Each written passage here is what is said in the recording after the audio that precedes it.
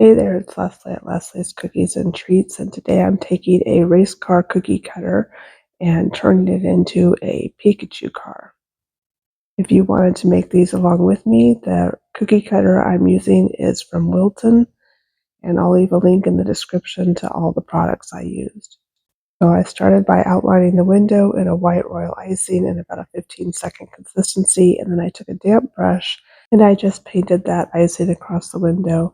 Then I grabbed some edible glitter spray and I'm just spraying it on the window to give it a metallic, shiny look. And there's no need to wait for the window to dry, so I grabbed my yellow royal icing at about a 15-second consistency, and I'm outlining the car, and then I'll go ahead and flood that in.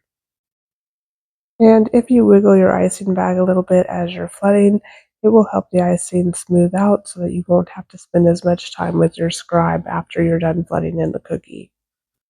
But as I always do, I will take my scribe and jiggle the icing and smooth it out and make sure in this top skinny area above the window that it gets all the way down to the cookie so that it won't crater.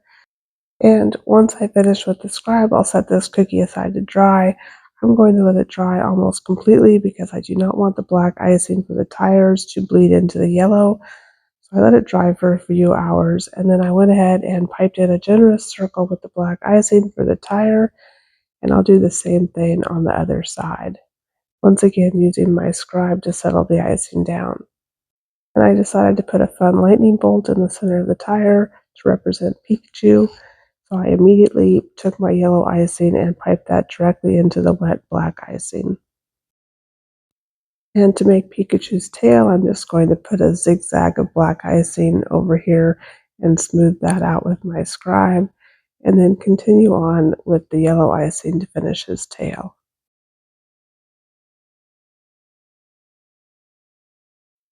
And after I finish his tail, I'll put the cookie aside to dry for about 20 minutes before I come back and pipe in the fenders. So using my black royal icing, I'm just going to outline the top of the tire on both sides and then use my scribe to settle the icing down. I did some of my Pikachu car cookies with yellow fenders and some with black. I really can't decide which I like better. And then I went ahead and added a yellow line at the bottom here. So my cookie is dried completely, and I found an image of Pikachu on a car somewhere on the internet, and I'm going to use my projector to project that image onto my cookie, and I'm using a non-toxic artist pencil, and I'm just going to lightly trace over that image and then go back over it with a black edible marker.